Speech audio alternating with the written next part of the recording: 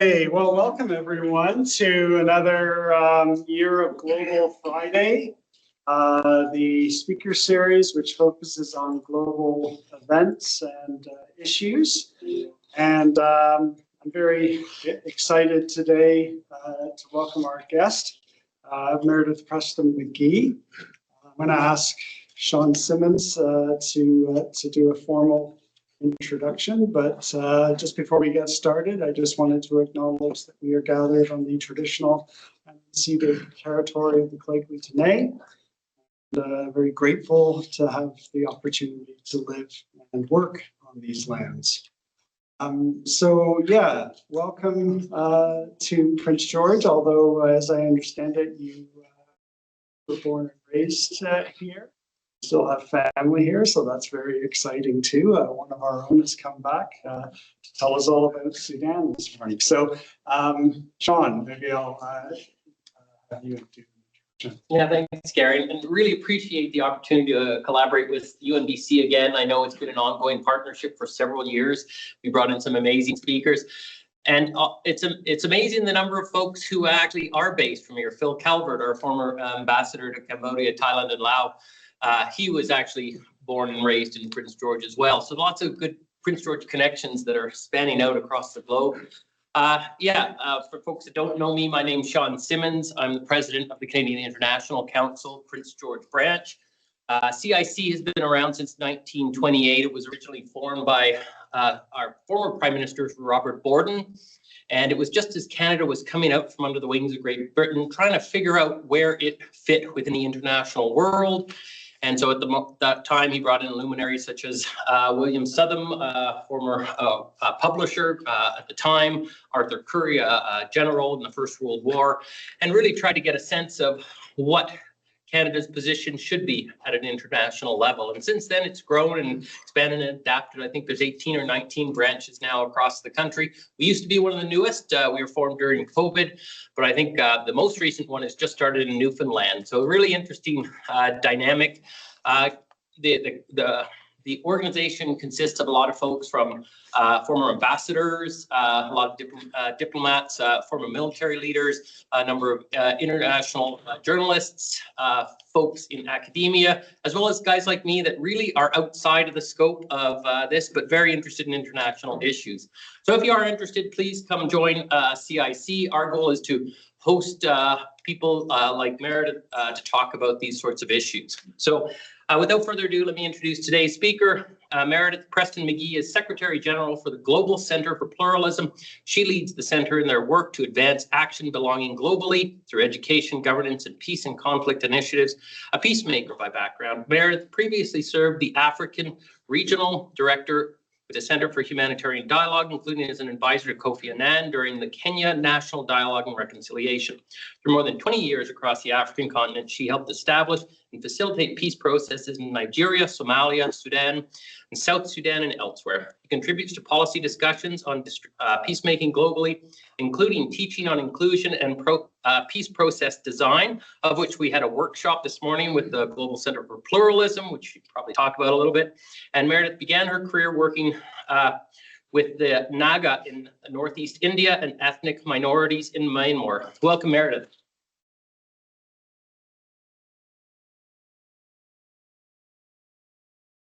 Afternoon, everyone. Good afternoon, everyone. Good afternoon. Thank you very much. Sean, Gary, thank you so much for your very warm welcome and to UNBC. As you mentioned, I was born in Prince George. I still have family in Prince George. I have family in this room. Uncle has come to listen to me talk about my work, which is very, very nice. So we're particularly excited to be here and to talk about pluralism, which is really at the core, obviously, of everything that we do, but at the core of so many of the issues around conflict around the world, and to talk about Sudan. So I thought I would say a few words. I don't love giving endless lectures, and so really like having conversation. So I'm going to talk hopefully for only about 15, 20 minutes, and then we can really dive into what I hope is a really collaborative conversation, just really teasing out some of the issues that are going on. But first of all, thank you all so much for your interest in Sudan. As we all know right now, it is, I think, not a forgotten conflict in the world, it is ignored. And it's a symbol of the real powerlessness of the international community in this moment, the real breakage of the international system that we've gotten to the place that we're in. And so I'm really glad to see all of you here tonight. I always find it hard to know where to start when I tell the story of Sudan. When I think about Sudan, I think about the history and the complexity and the texture, and I want to talk about all of it. And I find that when I facilitate dialogue processes with Sudanese, they love to talk about their history and they love to talk. And so it means that you often end up in conversations that take an extraordinarily long time, and you don't necessarily get to the point of what you needed to talk about. So often I will make a rule with them that says, when you're having this conversation, you are not allowed to start by saying, in 1956, that's off the table. In 1887, no, you can't start that far back. We have to get somewhere.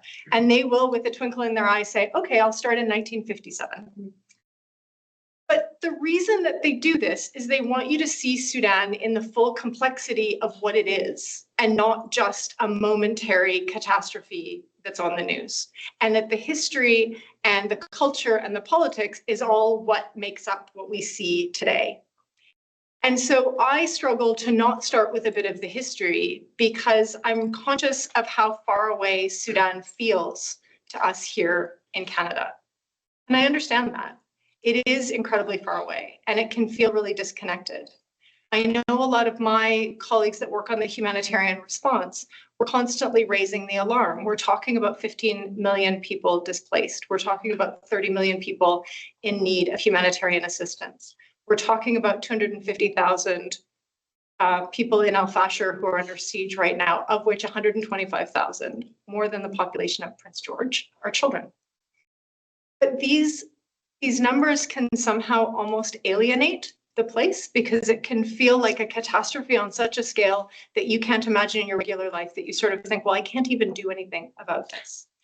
And so sometimes I want to just start with the story of the country to remind us that it's a country like we are, different, but also somehow kind of connected. And I think the story of Sudan really matters for a range of reasons. It matters obviously for Sudan. It's a strategic place in the Horn of Africa. It matters for the region. It matters for the continent. It matters for the Middle East. This is an area on the Red Sea, so the Gulf politics really play into this. And it matters for Canada, because Canada does need to play a role in the world. And I love this, I mean, the CIC's mission, but also Global Fridays, this idea of like, how do we think about some of these things that are happening in and around the world? And I think we're in a moment right now where we often think about Canada needs to take care of Canada right now. Everything is so bad. Everything is breaking. We're feeling we can't trust our institutions. We're feeling there is so much division. There's so much polarization. There are so many challenges. We need to focus on ourselves in our communities and at home. But when we look at what's happening out in the world, for Canada to be strong as Canada, we have to have a position on how we make the world a safer place and a better place. And that bigger neighborhood really does include Sudan. And Sudan's also a really interesting learning space because it represents a place that we've tried, obviously not succeeded, but tried to make peace in a range of really innovative ways. There's some phenomenal innovations that have happened in Sudan. There's been some spectacular failures as well, but there's lessons in the failures in the peace processes. And there's also, I think, a lot of power and hope. And I believe really strongly in the importance of hope to spur on action. That there's a lot of lessons in what we can do right now to support civilians in Sudan that are coming together across massive division, across huge hurdles and challenges and repression to try to chart a path forward for a democratic Sudan, to not allow the Sudanese military to be determining the future of the country. And so within all of that, I just wanted to, before I dive into the story of Sudan itself, say just a word or two about the Global Center for Pluralism that I'm now leading, just to give you a sense of where we're coming at this. So as Sean mentioned, I'm a peacemaker by background. My focus has been on on facilitating dialogue and peace and conflict issues, primarily across Africa, but also a bit in Asia and a bit in the Middle East. And I was away, so I was born here, raised in between Penticton and Vancouver, and then left right out of university. And so was never, honestly, planning to come back to Canada, and got the call about the Global Centre for Pluralism. And it's what brought me back here. The Global Centre was established by the Government of Canada and His Highness the Aga Khan, with the conviction that if we can find ways to embrace diversity and come together across differences, our societies are more peaceful, our societies are more prosperous, our societies are more successful overall. Recognizing that it's not easy, and recognizing that that path is different in every place, but that if we can't do that, we can't make progress. And when I was hearing this, when they were sort of reaching out and interviewing me about the position, what I saw in it was that every single conflict that I've ever worked in is the most egregious expression of an anti-pluralist moment, that violent conflict like that is the ultimate breakdown in pluralism. And that when we talked about getting back to the root causes of the conflict and how you build things up, all of that requires pluralist solutions. All of our societies are diverse. We all struggle with how we manage that diversity. We can all do better in how we manage that. And Sudan is a phenomenal case of that, a phenomenal case where it hasn't been working, but there is still potential and possibility. And so the Global Centre was founded here in Canada because His Highness in particular really believed that Canada was one of the most successful experiments in pluralism around the world. Not a perfect one by any stretch and not an unfinished one, but a place where we had really committed to this idea of pluralism and that we could learn from Canada, but we could learn from around the world, and we could bring those learnings between different countries and between different leaders to try and make things better. And so I really felt like this was at the heart of what I'd seen in Sudan and in so many other places, and felt really profound to me. Also felt particularly Canadian. And so back to the purpose, I think, of Global Fridays and of the CIC is Canada and the world. Not just Canada for Canada and not just each society for itself, but how do we think about this as something that is uniquely Canadian, but also really global, because we all deal with how we manage our differences in different ways around the world. So I had the great privilege to live and work in Sudan starting in 2000. I was first up there with the International Rescue Committee. This was before the conflict in Darfur had escalated. This was at the height of the conflict, particularly with South Sudan. I was living in Khartoum and I was working in what they called garrison towns in South Sudan. These were the areas that the government continued to control. There was about 5 or 6 of them, and we would get helicoptered in to do the work in those areas and then back to Khartoum.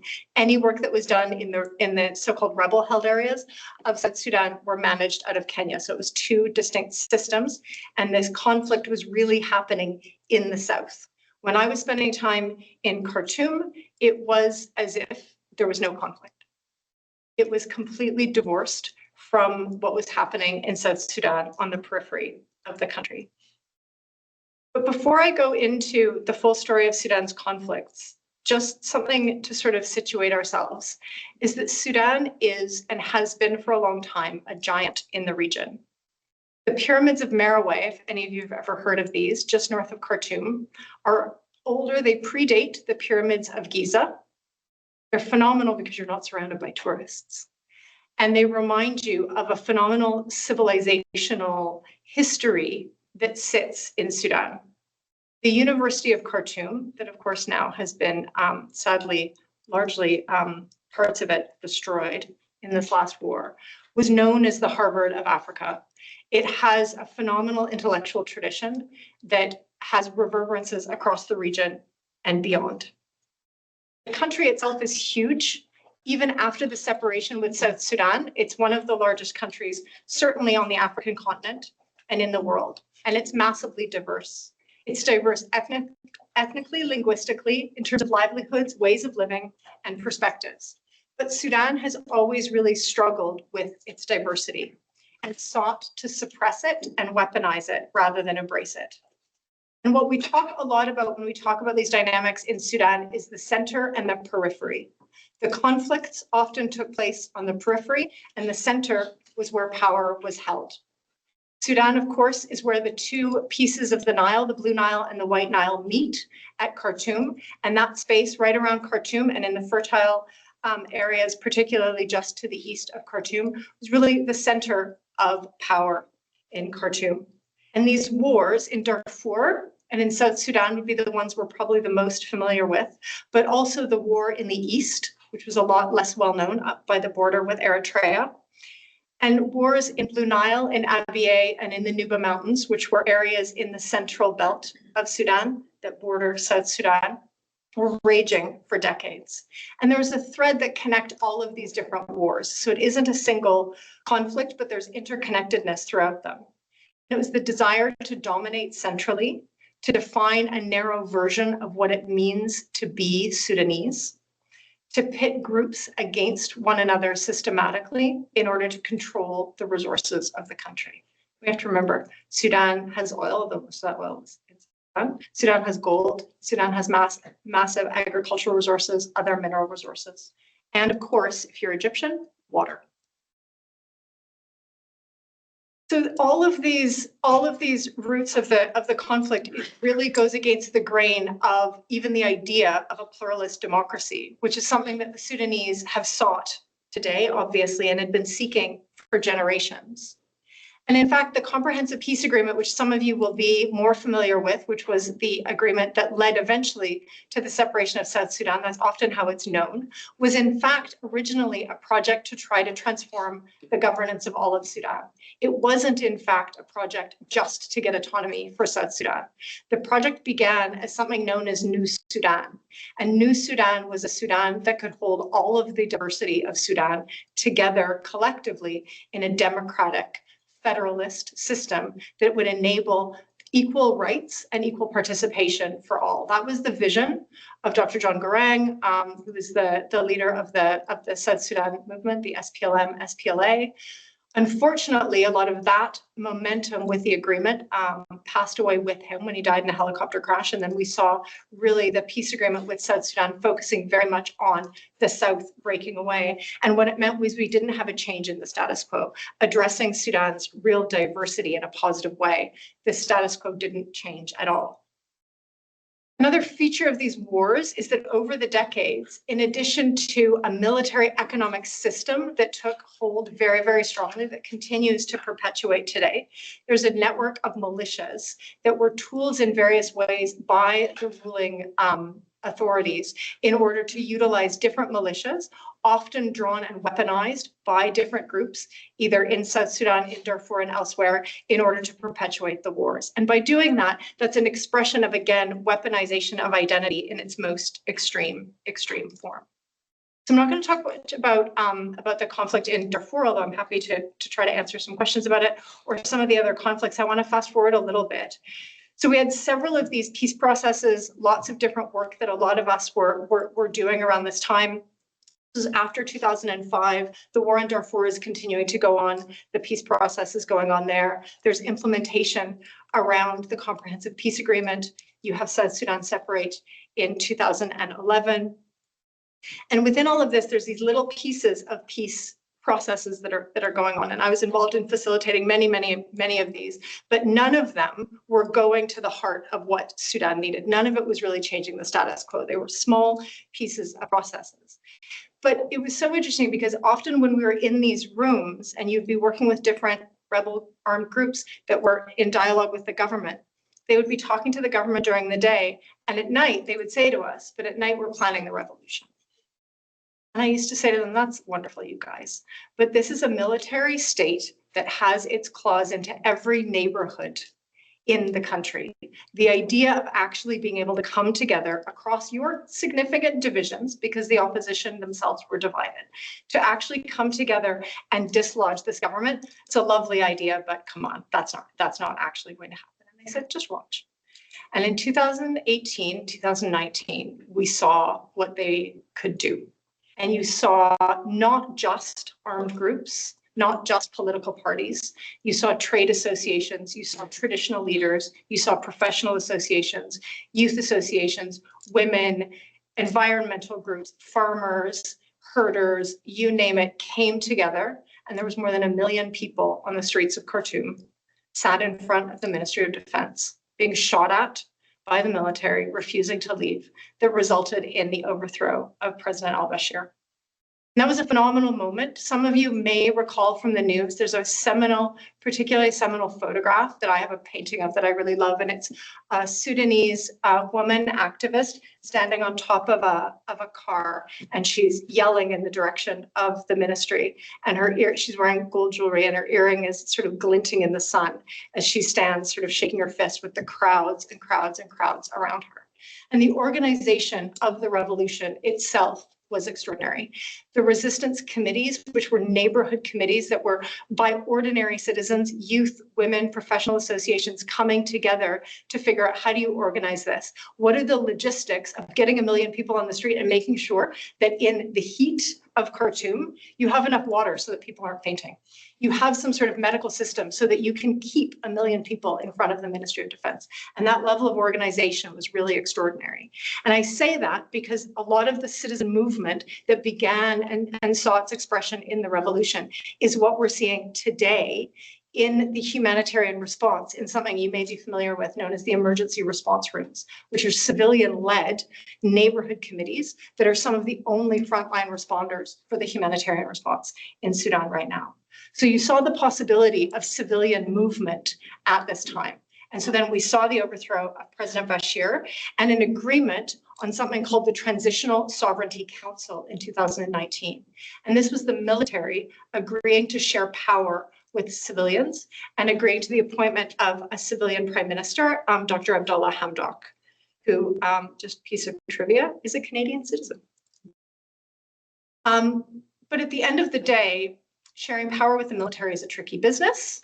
Just ask Aung San Suu Kyi in Myanmar and many others.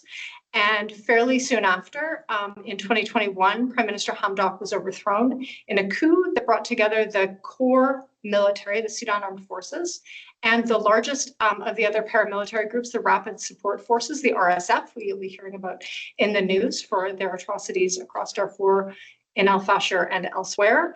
And they together collectively overthrew Prime Minister Hamdok. More negotiations, more negotiations, more negotiations.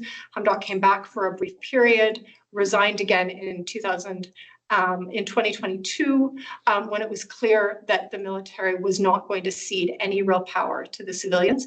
And again, a series of negotiations trying to get back to a space where you could have some sort of transition of power from the military.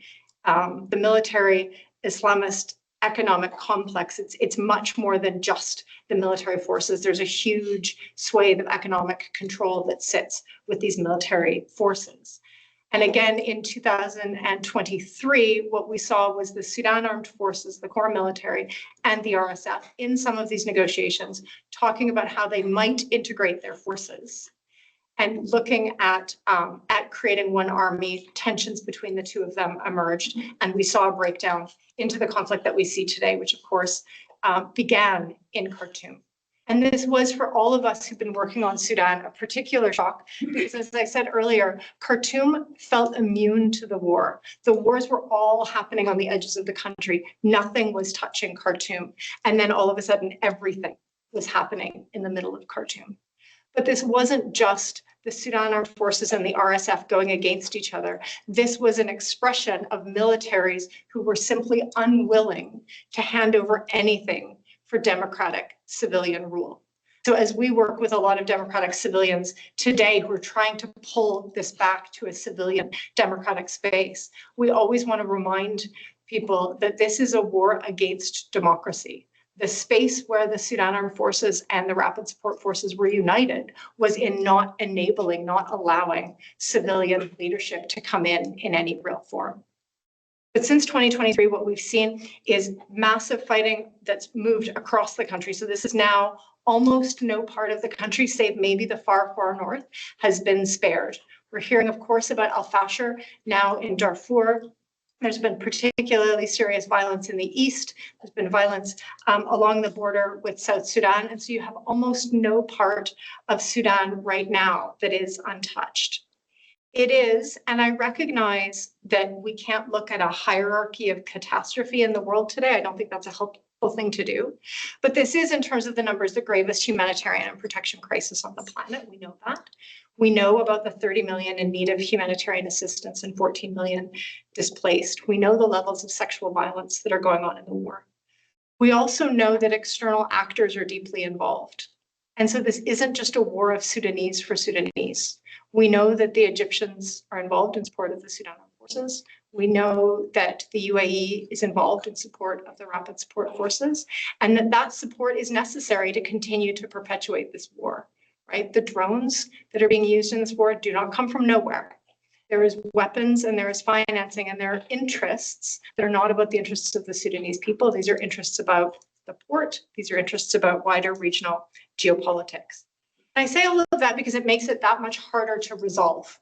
I've been in a lot of spaces where when you can contain a conflict to the parties that are really at the center of it, and you can maybe band it against any external forces, you can often find ways that these groups can find accommodations together. It gets exponentially harder when you're dealing with these kinds of external forces. But these external forces are there and they're real, and it's really something that we have to recognize in the challenges of the conflict. But I did want to talk for a second, and then I'm going to stop talking because I want us to have a conversation about the things that are giving me hope within this. And that is really around the role of civilians within this space. So as I mentioned, during the revolution, and beyond, the development of resistance committees at neighborhood levels and then at community levels has really enabled Sudanese organization to happen in a different way. It's often led by young people and by women. It's cutting across political lines. It's been cutting across lines of different ethnicities, different civil society organizations, and they're the ones who, in addition to managing to really spearhead the revolution, have transitioned into these emergency response rooms that are at the front lines of getting aid into Sudan. Of course, the destruction of USAID at the beginning of this year has had a disastrous impact on the ability to feed the people of Sudan that need it the most. But there's extraordinary things that are coming up. There's one platform called mutualaidforsudan.org, which is essentially a crowdfunding model that gets funds directly from that. If you donate directly to it, the funds go directly to the ERRs to basically to staff soup kitchens and feeding programs across Sudan. And so seeing this kind of citizen participation is really extraordinary in the midst of everything that's going on. What we're also seeing is huge networks of women and of youth coming together across lines and really saying, we recognize how polarizing this is. We were divided as a society before, and now there's even new front lines that are starting to hold us back. And so we have to organize, and we have to figure out how do we, as young people in particular, figure out how we chart a path for independent civilians, and how do we remain independent within this? How do we make sure that we're still talking to young people who are in the areas that are held by the Rapid Support Forces? How do we talk to people that are held in the areas of the Sudan Armed Forces? How do we try to bring Sudanese citizens together to continue to talk? The conversation we were having, Sean, on pluralism this morning with all of you, we were talking a lot about this idea of feeling really apart and isolated in these spaces. And there's phenomenal work that's being done digitally as well in Sudan about finding ways to connect citizens when you can't actually be together because of the levels of displacement and violence around the world or around the country. So we are seeing this collective action in a range of places. There have been external attempts for ceasefires and to broker peace. None of those have really resulted in anything. So I won't say much more about that, except to say that the focus of a lot of the civilian actors right now is on a civilian-centered peace. We've had a real vacuum of international leadership and regional leadership around a real peace process for Sudan right now, which is a problem, but at the same time, there's an opportunity because the Sudanese civilians themselves have got organized and are coming together. There was a massive platform of Sudanese civilians that came together last year. It was known as Tagadom, and it brought together about 650 Sudanese in Addis. It was the largest gathering of Sudanese since the beginning of the war, from across all of the regions, from inside Sudan, from outside Sudan, from all of the different political parties, armed groups, and so forth, to say, what do we want? What is our vision for a peace, for a democratic, civilian-led Sudan? And they're continuing to do that work. And we're really privileged at the Global Center to continue to advise them, to try to build some space for what a civilian-led Sudan could look like. And before that, what a civilian-driven peace process can look like. And this is a moment where, as you can imagine, the military run the show in most parts of Sudan.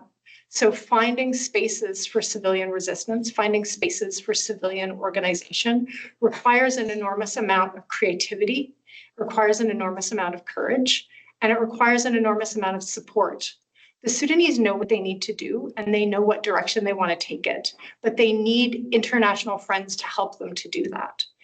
And in all of the work that I've done over the years, and I've been in this business an embarrassingly long time, Uncle Pat, you're far too young to have a niece as old as me, I have to say, that there are moments of opportunity where in the vacuum, new innovations come out, and the Sudanese civilians see those innovative possibilities. And one of the biggest challenges in this moment is that the world isn't paying enough attention to how we can be creative, how we can be innovative and take risks and support Sudanese civilians to really push forward for a peace process that would be driven by them, that would start to bring other actors in. You need to talk to the military at some point to get the process moving, but to really center the voices of Sudanese civilians and what it means for them to be able to talk across lines to create the kind of Sudan that they want to create.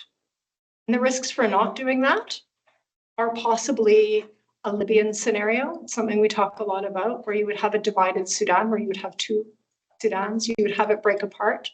I believe that if you had it break apart into two, you would potentially have it break apart further if you allowed that to happen.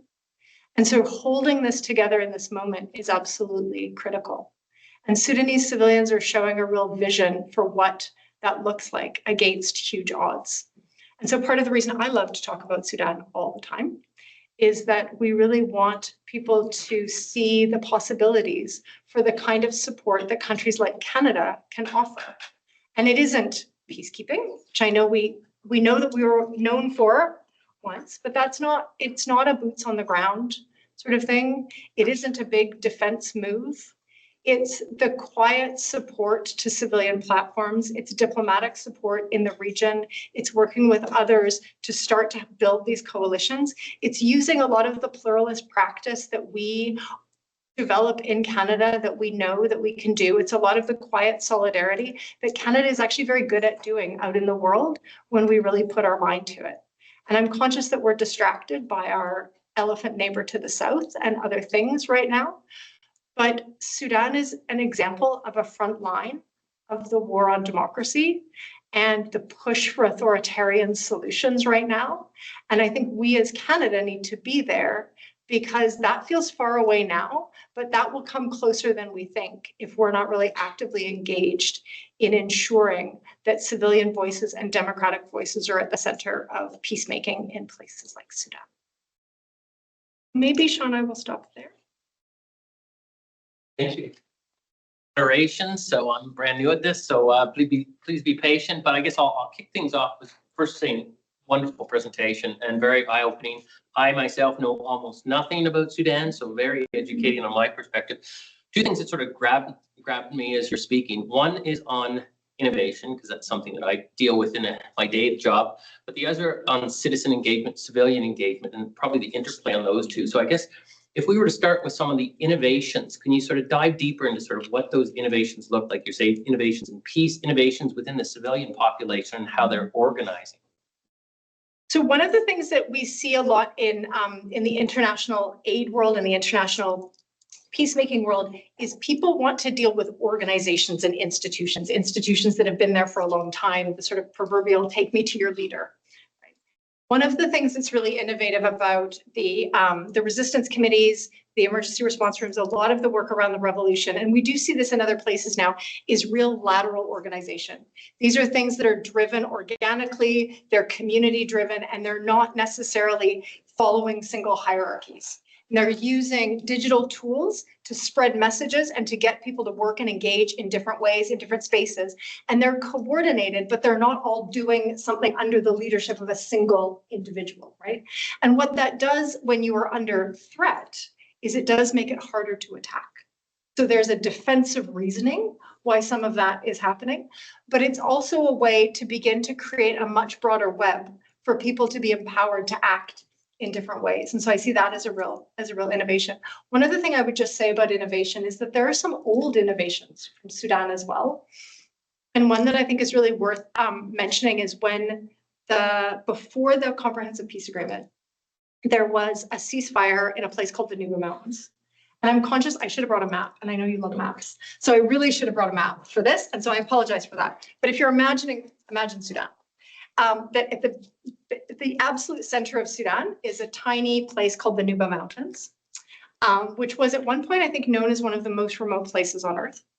And it was the place they decided to begin the ceasefire before they got to the Comprehensive Peace Agreement for Sudan. And what they did there was they said, this isn't going to be a big UN peacekeeping mission. This was before UN peacekeeping missions and that sort of thing.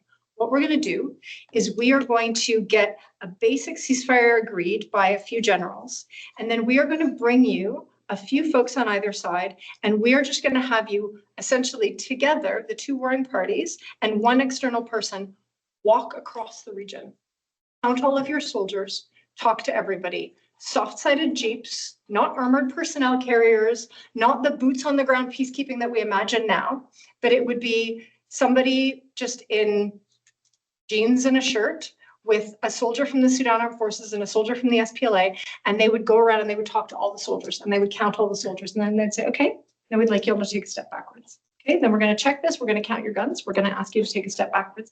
And they did this in a way that was, again, community driven. It was building confidence that you could do this collectively, not imposed from outside with UN helicopters and armored personnel carriers, but that you could actually do this and you could build confidence in doing it by not being in a flak jacket and a helmet and an armored personnel carrier, that I'm trusting you enough to show up in a vehicle that isn't armored and to try to negotiate each of these steps back. And it created enormous confidence in that moment. And I think it again reminds us that sometimes we need to take risks. That was a risk, right? It was a risk to wander around that place. My husband ran the monitoring of this particular mission, and they had to go around hoping that these guys would do what they said and not get shot. But sometimes taking those risks are really worth it. And that's what we see with Sudanese civilians today, is really trying to take those risks. And I think we can take some of them with them. Fascinating. And so if we dive into sort of that civilian organization, I think you described two times. There was the 2018, the revolution, and that self-organizing apparatus that just sort of formed out of nothing. Can you sort of walk through that? And how is that similar or different than the self-organizing civilians currently? Yeah, it's a good question. So interestingly as well, the organizing around the revolution, again, it comes, it appears a bit out of nowhere, but it doesn't come from nothing, right? So that's what's really interesting, is you'll have a doctors association and you'll have an engineers association, a lawyers association, and a media association, and say nurses, and then you'll have civil society activists, and you'll have university professors in these, and all of them are in their silos. And you said something which I wrote down in our last session, which was silo stitching, which I love as a term, where all of a sudden you're connecting across all of these groups, and then you're starting to organize together. And I think that that was one of the real innovations, was being able to stitch together across all of these groups that were sitting in silos to create common purpose. And at that time during the revolution, WhatsApp was still like a new thing. And so there was a lot of WhatsApp and Facebook that was being used then for that. Now what we're seeing in terms of the organization is more challenging because of the split of the country, because of the number of people that have been displaced. And so they're coming up with new and different ways. But one of the things that they're having to do is they're having to have dialogue with one another about what's happened. Because some of them will have family who are fighting in different places. Some of them will have their own towns that have been overrun by somebody else's forces. And so there's a lot of reconciliation that needs to happen in this organization, as well as then figuring out, strategizing about what they're going to do next. But there's some interesting digital innovations around this. And another organization that we work with, who's one of our Global Pluralism Award laureates from our last round. So every 2 years, we give something called the Global Pluralism Award, which is that we get to go out around the world and find phenomenal organizations that are just doing amazing work. And then we get to celebrate them and amplify their work. And so one of our laureates from our last round is a group called Build Up. And they are a digital peace building organization and looking at how you do these different things online. And so what they're doing with Sudanese civilians is, how do you begin to figure out how to consult Sudanese when you can't reach them right now? How do you actually create something that is inclusive when there are some Sudanese who've managed to get out of the country and they maybe have passports and so they can travel around. And so they're the ones that are going to capitals. They're the ones that are able to gather. And then you have Sudanese who are stuck in these different places. How do you reach them? Because otherwise you're going forward with one bit and you've left everybody else behind. And so what they've developed is a series of polling approaches where they can put out a question to thousands and thousands of telephone numbers across and get answers. And they can be open-ended questions. They can be yes or no questions, but sometimes they're open-ended. And they can say things like, this is a particularly controversial one, how do you want the Islamists, who are the core Islamic Muslim Brotherhood folks in the center of the government, with the Sudan Armed Forces, do you think they should be involved in the peace process? You can ask that question to Sudanese everywhere. And you can get, you ask 4,000 people, you'll get 6,000 answers, right? But then they can use, and they use tech tools to scrape those answers and basket them, right? Because a lot of the answers, you say different things, but you mean the same thing. And then they can say, okay, there was actually about 5 different responses that were the core responses. Then you can send those back out to those 4,000 people, and you can get people to vote on them and to rank them. And then you can kind of come back with something that's a little bit more of a consultational process where you're trying to understand what people are doing. And then you can figure out ways of then feeding back on how you do that. And so some of that kind of digital innovation is really at the center of how they're trying to be more inclusive in this moment. Very cool. Okay, so yeah, I don't know how we want to do this, just sort of open it up for questions. Gary, just want to take it from there. You comfortable with that, Meredith? Yeah, absolutely. Okay. I'm seeing a lot of parallel